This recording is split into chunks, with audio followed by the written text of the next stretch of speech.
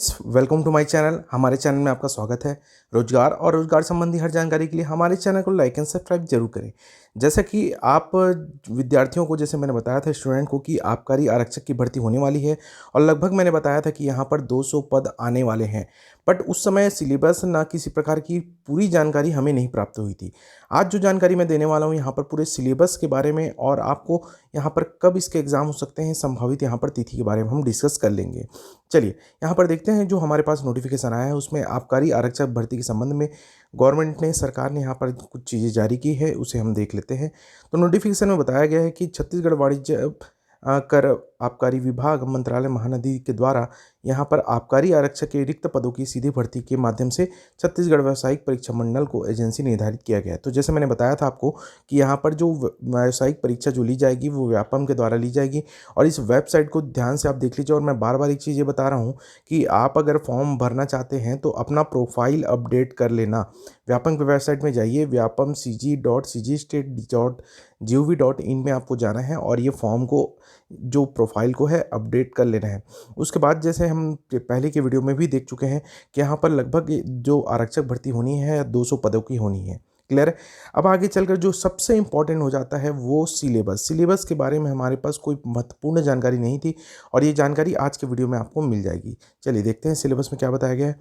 तो आबकारी आरक्षक के लिए जो यहाँ पर बताया गया है कि आबकारी आरक्षक के लिए सबसे पहली चीज़ की जो योग्यता रखी गई है उसमें न्यूनतम अर्हता जो है यहाँ पर 10+2 यानी कि 12th जो स्टूडेंट पास है, चाहे वो किसी भी सब्जेक्ट से हो, किसी भी स्ट्रीम से हो, सारे वो छात्र इस फॉर्म को भर सकते हैं। नेक्स्ट पॉइंट यहाँ पर बताया गया है कि शारीरिक अर्हता बताई गई, यानी नाप जो अगर होगा तो आपकी हाइट देखी जाएगी, साथ ही साथ सीना देखा जाएगा।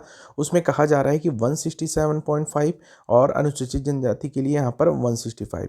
वहीं यहाँ पर सीने में अगर बात की जाए तो 81, 86 बताया गया है। क्लियर है। यहाँ पर महिलाओं के लिए भी 150.2 हाइट यहाँ पर बताई गई है। क्लियर है।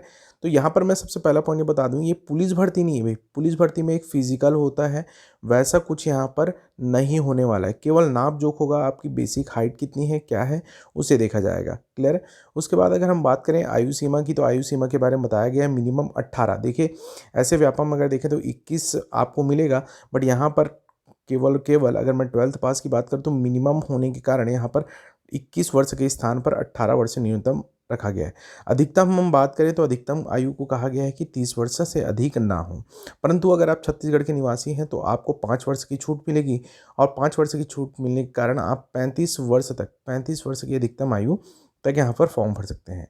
इसके बाद यहाँ पर बोला है अधिकतम आयु में, अगर देखिए यहाँ पर समझिएगा, अधिकतम आयु यानी कि अगर 35 वर्ष तक का आपको रिलैक्सेशन मिल गया। इसके अलावा अब अगर आप अनुसूचित जनजाति या अन्य पिछड़ा वर्ग ओबीसी के क्रीमी लेयर के दायरे में आते हैं तो उच्चतर आयु सीमा में आपको 5 वर्ष की छूट प्राप्त होगी।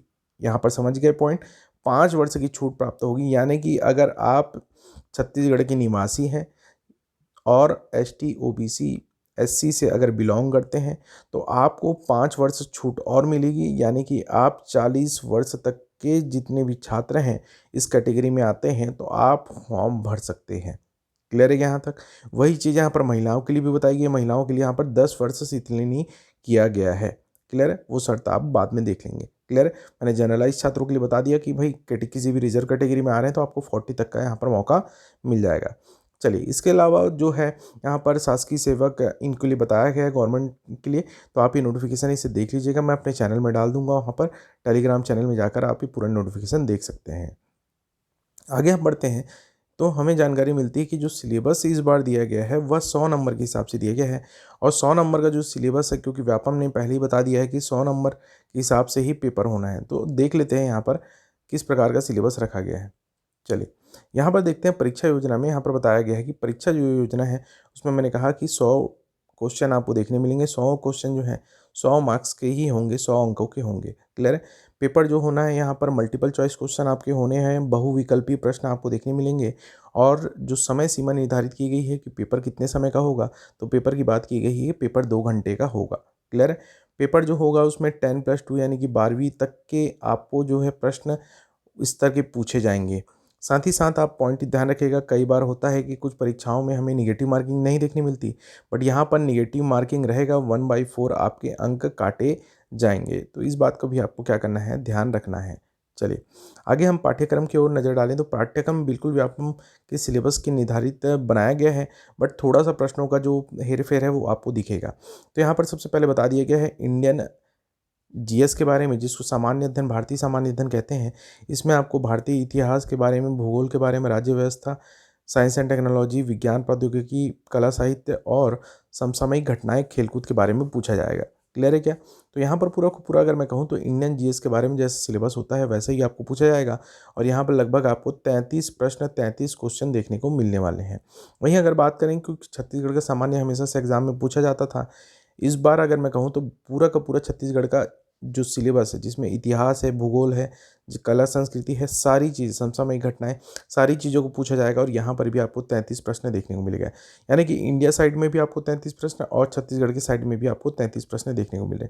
इसके बाद जो प्रश्न अगर बचते हैं, जो टॉपिक बचते हैं, उसमें आपके पास है मैथ्स और रीजनिंग।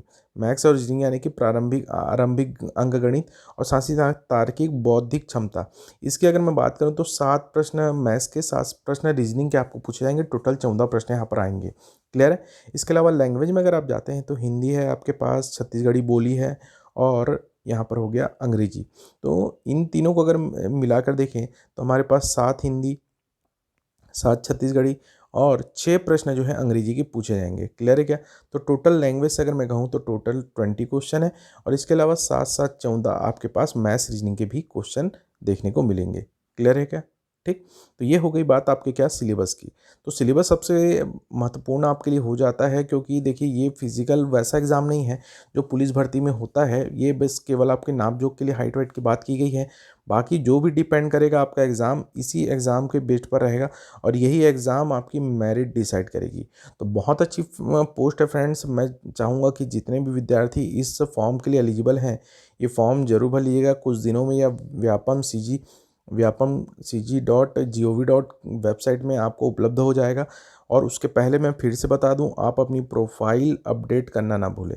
प्रोफाइल जैसे ही अपडेट कर लेंगे तो उसके बाद आप आसानी से फॉर्म भर सकते हैं। बस आपको एक क्लिक करना है, आपका फॉर्म फिलअप हो जाता है। ठीक है? चलिए, इसके अलावा किसी प्रकार का अगर डाउट है तो बिल्कुल आप कमेंट सेक्शन में यहाँ पर पूछ सकते हैं। किसी प्रकार की समस्या हो तो आप हमारे साथ जुड़ सकते हैं। ठीक। और मिलेंगे नए वीडियो के साथ। और किसी प्रकार की जानकारी मिलती है तो मैं आपको यहाँ पर इस वीडियो के माध्यम से देते रहूँगा। धन्यवाद। जय छत्तीसगढ़।